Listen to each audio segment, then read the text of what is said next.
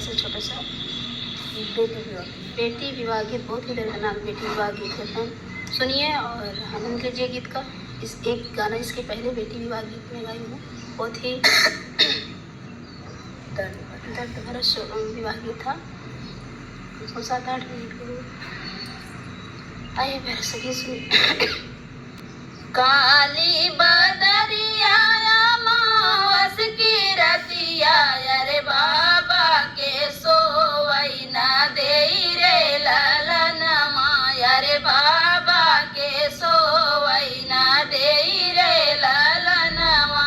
बिना रे दहेजवा के बर कैसे मिली है, अरे का बेटी रही है कुंवर रे ललनवा, अरे का बेटी रही है कुंवर रे ललनवा,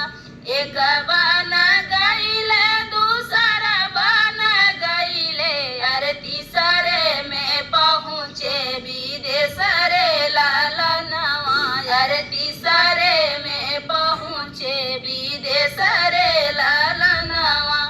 ऊंचे ऊंचे लोगवन के ऊंची अटरिया, अरे ऊंचाइयो न कर मांग रे ललनवा, अरे ऊंचाइयो न कर मांग रे ललनवा,